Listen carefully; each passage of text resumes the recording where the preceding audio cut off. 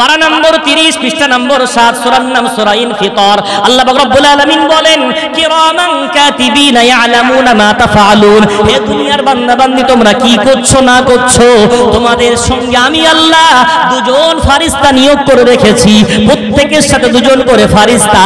আমি আল্লাহ বলছি এই ফেরেশতাগুলো তোমরা যা করো সব তারা রেকর্ড করছে। যদি বলা যাবে এটা ভুল একটু ভেঙে নেন। অনেকেরকে জিজ্ঞেস করলে মুসলমান আমরা দুই কাদের ফারিস্তার নাম কি, অনেকে বলবেন ডান কাদের ফারিস্তার নাম কিরামান আর বাম কাদের নাম কাতিবিন। এটা কিন্তু বিরাট একটা ভুল। অনেকে জানি এটাই জেনে আসি, ছোটবেলা শুনে আসি, কিন্তু নয়। কিরামান বহু বচন, কাতিবিন ও বহু বচন, অর্থাৎ গোটা টিম যারা এই কাজে নিয়োজিত, গোটা পৃথিবীতে যত কোটি বান্দা বান্দি আছে সবার সাথে দুজন করে ফারিস্তা আছে। এই গোটা ফারিস্তার টিমের নাম সম্মানীয় লেখকগণ ফারিস্তা। গোটা ফেরেশতার টিমকে সম্মানীয় লেখকগণ ফারিস্তাকে বলা হয় কিরামান কাতিবিন। দুজনের নাম না। কথা কেমন বুঝতে পারলেন? তাহলে ক্যামেরা কটা? 4টে। পাপ করি কটা কারণ মনে আছে? 1 নাম্বার বলেন একটু আলহামদুলিল্লাহ আমাকে কেউ দেখে না। 2 নাম্বার আমার এই ধোকাটা কেউ জানতে পারে না। 3 নাম্বার আমি একে একই আছি, আমি একে একই আছি। 4 নাম্বার আমি করব, আমাকে কে কি করে নেবে, করব হিটলারি দেখাবো। ঠিক যে 4টি কারণে পাপ করি, 4টি পাপ ও 4টি জায়গায় রেকর্ড হয়। 1 নাম্বার আমল নামা, 1 নাম্বার। 2 নাম্বার জমিন, 2 নাম্বার ওদিকে তুললে আমল নাম, এদিকে দেখালে জমিন। 3 নাম্বার দেহ। 4 নাম্বার কিরামান কাতিবিন। 4টি জায়গায় ক্যামেরা বন্দী হচ্ছে। এবার ভাবেন পাপ করবেন তো কার চোখে ফাঁকি দেবেন? ফারিস্তার চোখে। দেহটাকে রেখে পাপ করতে যাওয়া যায় না, সম্ভব যে দেহ রেখে পাপ করতে যাবে? ভাই বাপজি আমার, যদি না যায় তাহলে আজকে আমরা প্রতিজ্ঞাবদ্ধ হব ভালো একটা দিন। নিশ্চয়ই শুনে মনের মধ্যে বিরাট জ্বালা করছে, বিরাট কষ্ট হচ্ছে। তাহলে কি হবে? অনেক বড় অন্যায় করে ফেলেছি, জীবনের অনেকটা সময় নষ্ট করে ফেলেছি। আমার বয়স 45, আমার বয়স 55, আমার বয়স 65, আমার বয়স 30, আমার বয়স 25। আমি নারী হই পুরুষ হই, জীবনের একটা বৃহৎ সংখ্যা, বৃহৎ সময় আমি পাপের মধ্যে ডুবিয়ে ফেলেছি। এখন করবোটা কি? আপনার কোনো চিন্তার কারণ নাই। পাপ যদি পাপ মনে করে নেন, অন্তর যদি কেঁদে ওঠে, হৃদয় যদি একটুখানি কেঁদে ওঠে, এটাই বিশ্বাস করেন আল্লাহ পাক রব্বুল আলামিন যেমন মুমিন নেককারদের ভালোবাসেন, তেমন পাপীদেরকেও আল্লাহ ভালোবাসেন। জোরে বলা যায় আল্লাহ পাপীদেরকেও ভালোবাসেন। প্রমাণ পারা নাম্বার 24 পৃষ্ঠা নাম্বার 3 সূরার নাম সূরাতুজ জুমার। আল্লাহ পাক রব্বুল আলামিন তার নবীকে বলেন, নবী আমার আমি আল্লাহ বলছি বলে দাও, কুল ইয়া ইবাদিয়াল্লাযীনা আসরাফু আলা আনফুসিহিম লা তাকনাতু মির রাহমাতিল্লাহ। আল্লাহ পাক রব্বুল আলামিন বলেন, হে নবী বলে দাও ওই বান্দা বান্দীগুলোকে যারা পাপ করে ফেলেছে, অন্যায় করে ফেলেছে, অবিচার করে ফেলেছে, জুলুম করে ফেলেছে, ওই পাপীদেরকে বলে দাও ওরা যেন আমার রহমত থেকে কোনোদিন নিরাশ না হয়ে যায়। হাজার পাপ করার পরেও যদি আমার কাছে ফরিয়াদ করে একটুখানি কাঁদে, তওবাতিল্লাহ করে ফিরে আসে, আমি বড় বড় পাপীদের সব গুনাহ মাফ করে দেব। জোরে জোরে বলা যাবে আল্লাহ বলছেন আমি মাফ করে দেব, নিরাশ যেন না হয়। অত পাপ হয়ে গেছে তো কি হয়েছে? আমি আল্লাহ তাদেরকে নিরাশ হতে নিষেধ করেছি। যদি বলা যাবে না, এটার উদাহরণ এমন, এখানে আমরা যারা বসে আছি, বাপ আছি, দাদু আছি, ছেলেকে 1 বার 2 বার 3 বার একই কাজ করতে বললে না করলে মারতে বাধ্য। কথা বলেন, মার তো দেই, সেই সঙ্গে অনেকে তেজ্য পুত্র করে দেই, অনেকে কি বলে বাড়ি থেকে বার করে দিই, হাজার রকম শাস্তি তাকে দিই। কিন্তু আমার আল্লাহ কত দয়ালু, পাপীদেরকে বলছে হে পাপী বান্দা বান্দিরা, অন্যায় করেছো বলে দূরে চলে যেও না, আমি আল্লাহ আমার রহমত থেকে নিরাশ হয়ে যেও না। একটু হাত তুলে মোনাজাত করো, কপালটা সিজদায় দিয়ে বলো আমি তোমার পাপী বান্দা, তুমি ছাড়া আমাকে কেউ মাফ করতে পারবে না। চোখের পানি ঝরানোর আগেই আমি আল্লাহ তোমার গুনাহ মাফ করে দেব। জোরে বলেন। তাহলে কেন? এখনো কি সুযোগ আসেনি? এখনো কি সময় হয়নি? এখনো কি পরিবর্তন হওয়ার মতো সুযোগ আমার কাছে আসেনি? আশুরার মতো রাত, এত সুন্দর বরকতপূর্ণ রজনী পাওয়ার পরে আসেন না আজকে রাতটাকে আমরা কেঁদে কেঁদে আল্লাহর কাছে কাটিয়ে দিই। দোয়া হতে হতে একটা বেজে যাবে। চলে যান মসজিদে, চলে যান বাড়ির নির্জন কামরায়, দাঁড়িয়ে যান নামাজে। 2 রাকাত, 4 রাকাত, 10 রাকাত, 12 রাকাত, যেমন আপনার সামর্থ্যে কুলায় তাহাজ্জুদ পড়েন, নফল নামাজ পড়েন, কেঁদে জারে জার হয়ে যান, সিজদায় গিয়ে রব্বানা যালামনা পড়ে কপাল রগড়ে ফেলে, আল্লাহ অপরাধ করেছি মাফ করতেই হবে। কিয়ামতের দিন আল্লাহ ডাকলে বলবেন, আল্লাহ দুনিয়া দুনিয়া করে জীবন পার করে ফেললেও একটা রাত তোমার জন্য সিজদায় কাটিয়ে দিয়েছি, যেটা বলা যাবে না। আল্লাহ হয়তো এই রাতের ওসিলায় আমার আপনার জীবনের গুনাহ খাতাগুলো মাফ করে দিতে পারে। আল্লাহ হয়তো এই কাদার কারণে আমার জীবনের পাপরাজ ধুয়ে মুছে সাফ করে দিতে পারে।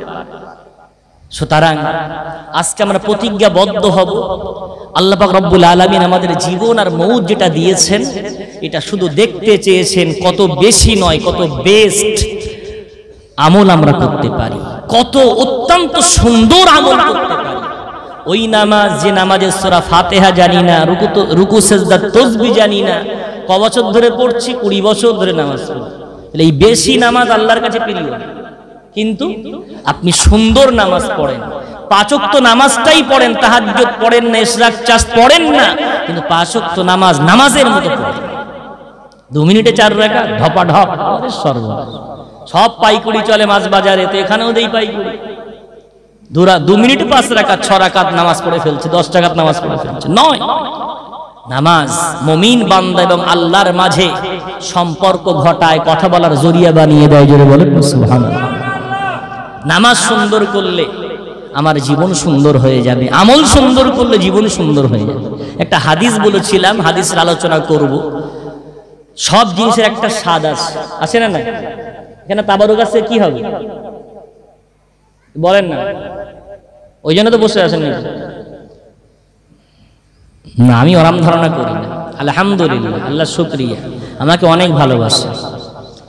আলহামদুলিল্লাহ, আপনার শরীয়ত ভালোবাসে, আপনার কোরআন হাদিস ভালোবাসে। খিচুড়ি খাওয়ার জন্য বসে নাই, একটু বলছিলাম তো ভালোবেসে বসে আছেন। খিচুড়ির একটা টেস্ট আছে তো, না নেই? এই খিচুড়ির নাম বললাম তো বুঝতে পারছেন না কিরম লাগে? কথা বলেন না, বুঝতে পারছেন? ফুচকা বলছি, ফুচকা বুঝতে পারছেন কেমন লাগে খেতে? তেঁতুল বুঝতে পারছেন? বিরিয়ানি বুঝতে পারছেন? মুখ দিয়ে বলছে, স্বাদ বুঝতে পারছেন না? এখন মানে ঈমান, স্বাদ বোঝা যাচ্ছে মানে। আল্লাহু আকবার। আপনার এই 35 বছর জীবনে কবার ফুচকা খেয়েছেন? খুব জোর 35 বার, 350 বারই ধরলাম। তাই 350 বার খেয়ে তার স্বাদ পেলেন, আর 35 বছর যেটা আপনার সাথে আছে ওই ঈমানের স্বাদটা পেলাম না। বিশ্বনবী হাদিস পাকের মধ্যে বলেন, সালাসাতুম মান কুন্না ফীহি ওয়াজাদা বিহিন্না হালাওয়াতাল ঈমান। প্রত্যেকটা মুমিন নরনারী ঈমানের স্বাদ পাবে যদি তার মধ্যে 3টি বস্তু থাকে। ওই 3টি বস্তু যার যার হৃদয়ের মধ্যে আছে, আমি রাসূল বলছি অবশ্যই ঈমান কেমন তার মজা বান্দা চাখতে পারবে। জোরে বলা যায়, জোরে বলেন না একটু সুবহানাল্লাহ। চাকার ইচ্ছা আছে আপনাদের? কার কার হাত তোলেন তো, 2 হাত তুলে দেন। আল্লাহ দেখুক আমরা ঈমান কত ভালোবাসি। আল্লাহ কবুল করেন। জোরে বলেন না আল্লাহুম্মা। জোরে বলেন একটু আল্লাহুম্মা। ভাই বাবজি আমার, এখন একটু সমস্যা আছে। সমস্যাটা হলো যেটা প্রতি বছর আমি 3 বছর মনে হয় আছে, এই আমাকে 3 বছর পরে ব্যাটে বলে হয় না, হয় খালি থাকে না, অথবা যে সময়টা বলে ওই সময়টা হয় না। আসলে আসা মানে ভালোবাসেন মানে একটা কাজ আমার উপরে বর্তায়, সেটা হলো কালেকশন করে দিতে। কত ধরেছেন? এখন 10 মিনিট কালেকশন, তারপর ঈমানের স্বাদ, তারপর আখিরি মোনাজাত। অসুবিধা নেই তো? 10 মিনিট, বেশি সময় নেব না। আম্মাজান, মা বোন যারা পর্দার আড়ালে আছে আর যারা এখানে বসে আছেন, দানের একটা ছোট্ট ফজিলাত বলে দান দেওয়া শুরু করবেন। বিসমিল্লাহ বলে পকেটে হাত দেবে, যার যা আছে প্রতিশ্রুতি যা দিতে চান তারা দেবেন। একটা ফজিলাত শুনে বিশ্বনবীর একটা হাদিস আছে, রাসূল পাক সাল্লাল্লাহু আলাইহি ওয়াসাল্লাম বলেন, আস-সাদাকাতু তাদফাউল বালা। দান সদকা করলে আল্লাহ বালা মুসিবত দূর করে দেন। জোরে বলেন একটু সুবহানাল্লাহ। দান সদকা করলে কি হয়ে যায়? বালা মুসিবত দূর হয়ে যায়। এই হাদিস অনুযায়ী একটা রিওয়ায়াত পাওয়া যায়, ইসরাইলি রিওয়ায়াত যদিও কিনা, রিওয়ায়াতটা হলো ঈসা রূহুল্লাহ, আল্লাহর একজন নবী যাকে আল্লাহ আরশে তুলে নিয়েছেন, আমার নবীর উম্মত হয়ে আসবেন। ওই ঈসা নবীর জামানা একটা ধোপা ছিল। ধোপা চেনেন না? কি করে? কাপড় কাচে। তো এই যে ধোপা, এ খুব বড় একটা চোর, বড় লোকের কাপড় চুরি করে গরিবের কাছে বিক্রি করে, আর গরিবের কাপড় রং করে বড় লোককে দিয়ে দেয়। বহুদিন ধরেই অন্যায় করছে। এখন ও বেটাকে কেউ জব্দ করতে পারে না, খুব চালাক। এখন ঈসা রূহুল্লাহর কাছে গোটা গ্রামবাসী গিয়ে বলছে, হে ঈসা নবী, এই বেচারা এত অত্যাচার শুরু করেছে, আপনার কাছে অনুরোধ একটু বদদোয়া করেন যেন মরে যায়। আল্লাহ ঈসা নবীকে বিরাট ক্ষমতা দিয়েছিলেন, মৃত মানুষকে জীবিত করতে পারতেন, যেটা বলা যাবে না। অন্ধ মানুষের চোখে হাত বোলালে চোখ ভালো হয়ে যেত, যদি বলেন না সুবহানাল্লাহ। কুষ্ঠ ব্যাধি রোগে আক্রান্ত ব্যক্তির গায়ে হাত বোলালে আল্লাহ তার রোগ দূর করে দিতেন, যদি বলেন না সুবহানাল্লাহ। সেই ঈসা নবীর কাছে তার কওমের মানুষ গিয়ে বলছে, একটু বদদোয়া করেন যেন মরে যায়। ঈসা নবী যাচাই করে দেখলেন সত্যিই লোকটা অপরাধী। ঈসা নবী বললেন, ঠিক আছে, আমি আল্লাহর কাছে বদদোয়া করছি, আল্লাহ যেন আগামীকাল সন্ধ্যার আগে ও তুলে নেয়। তোমার বাড়ি যাও, আগামীকাল সন্ধ্যার আগেও মারা যাবে। ঈসা নাই বদদোয়া করেছে। গোটা গ্রামের মানুষ পরের দিন সকাল আর কেউ কাজে যায়নি, ওর মরণটা দেখবে। সবার রাগ, কিভাবে ও মরে, ওর মরণটা একটু দেখতে হবে। ঈসা রূহুল্লাহর কওমের মানুষ সবাই তাক লাগিয়ে বসে আছে। ঠিক এমন সময় ওই ধোপা বাড়ি থেকে বেরিয়েছে, সারাদিন নদীর পাড়ে গিয়ে জামা কাপড়গুলো কাচবে। বার হওয়ার সময় 3টে রুটি নিয়ে ঘর থেকে বেরিয়েছে। ওই 3টে রুটি খাবে, সারাদিন ধরে কাজ করবে। কিন্তু আজকে বিরাট বড় সৌভাগ্য, ওই রুটি নিয়ে যখন বেরিয়েছে মনটা আজকে বড় নরম। বিরাট বড় কঞ্জুস হওয়ার পরেও আজকে মনটা বিরাট নরম আছে। রাস্তা দিয়ে হেঁটে হেঁটে যাচ্ছে, হঠাৎ একটা ফকিরের সাথে দেখা। ফকির তাকে জড়িয়ে ধরেছে, ভাই ধোপা ভাই, একটু কিছু খেতে দাও, কয়েকদিন ধরে খাওয়া হয় না, পেটটা মোচড় দিয়ে দিয়ে উঠছে, তোমার কাছে কিছু থাকলে আমাকে একটু দান কর। ধোপা দান করবে তো সকালবেলায় পকেটে পয়সাও নেই, রুটি ছাড়া আর খেতে দেওয়ার মতো কিছু নেই। তো কি করলো, ঝুড়িটা নামিয়ে রুটি দিয়ে একটা রুটি তাকে দিয়েছে। রুটিটা খেয়ে ধোপা হাত তুলে বলছে, আল্লাহ তোমার সব গুনাহ মাফ করে দিক। বলেন না সুবহানাল্লাহ। ওর দোয়া শুনে বিরাট ভালো লেগেছে, বলছে এখনো খিদা আছে? বলছে হ্যাঁ। তার একটা খাও, আর একটা দিয়েছে। খেয়ে বলছে, আল্লাহ তোমার আগের গুনাহ সব, আগের গুনাহ পরের গুনাহ সব মাফ করে দিক। বলেন না সুবহানাল্লাহ। ওর বিরাট ভালো লেগেছে। আর একটা রুটি ছিল, সেটাও দিয়েছে, ও যেটাও খাও। ও ব্যক্তি তৃতীয় রুটিটা খেয়ে বলছে, আল্লাহ তোমার হায়াত দারাজ করে দিক। বলা যাবে। ধোপা যথারীতি নদীর পাড়ে পৌঁছে গেছে, সারাদিন ধরে কাপড় চোপড় কেচেছে, সন্ধ্যায় বাড়ি আসছে। এলাকার মানুষ, গ্রামের মানুষ তাক লাগিয়ে বসে আছে। এই মনে হয় মুখ চুবড়ে পড়ে যাবে, এই মনে হয় ঢলে পড়ে যাবে, এই মনে হয় কোন রকম ভাবে মৃত্যুবরণ করবে। সবাই তাকিয়ে আছে, কিন্তু মৃত্যুবরণ তো করে না। ও ঠিক ওর বাড়ি পৌঁছে গেছে, সন্ধ্যা গড়িয়ে গেছে, কিন্তু মৃত্যু ওর হলো না, বাড়িতে আরামের সাথে আছে। ঈসা রূহুল্লাহর কাছে গোটা গ্রামের মানুষ চলে এসেছে। হে ঈসা নবী, আপনি কোনোদিন মিথ্যা বলেননি, যেটা বলেছেন সেটাই সত্য হয়েছে, কিন্তু ধোপা সম্বন্ধে যেটা বললেন সেটা তো সত্য হলো না। ও ধোপা বেঁচে আছে, বাড়িতে গিয়েছে। ঈসা বললেন, সোজা যাও, ওকে বলো ঝুড়িটা নিয়ে সোজা আমার কাছে আসতে। ওরা গিয়ে ধোপাকে বলছে, ঈসা নবী তোমাকে ডেকেছে, চলো। ও ঝুড়িটা মাথায় তুলে ঈসা নবীর কাছে এসছে। ঈসা নবী বলছে, তুমি সকাল থেকে আজকে সন্ধ্যা পর্যন্ত কি কি করেছো একটু বলো তো। ধোপা ঘটনা শুরু করেছে। সকালবেলা বেরিয়ে ফকিরের সাথে সাক্ষাৎ, এই এই এই এই এই এই।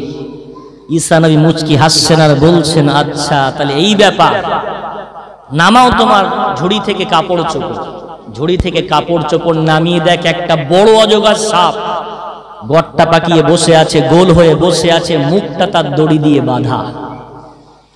ঈসা নবী সাপকে প্রশ্ন করে বলে, হে সাপ, বল না বল, তোর জবান কেন, মুখটা কেন বাধা? কে বেঁধে দিয়েছে তোর এই মুখটা?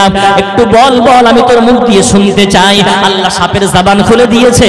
ওই সাপ ঈসা নবীকে সালাম দিয়ে বলছে, আল্লাহ আমাকে বাঁচিয়ে রেখেছেন আপনার সাথে সাক্ষাৎ করার জন্য।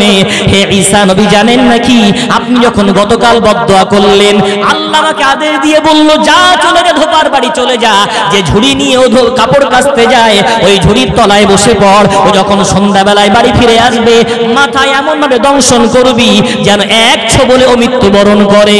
হে ঈসা নবী, আল্লাহ আপনার দোয়া কবুল করে নিয়েছিলেন, আর ওই জন্য আমাকে পাঠিয়েও দিয়েছিলেন। কিন্তু জানেন, ওই ব্যক্তি যখন সকালবেলা ওই ফকিরকে দান করলো, ওই অসহায় ব্যক্তিকে দান করলো, আল্লাহর এক ফারিস্তা এসে আমার মুখে দড়ি লাগিয়ে দিল, লাগাম লাগিয়ে দিল, আর বলল, বেঁচে থাক, ঈসা নবীকে ঘটনাটা বলে দিবি।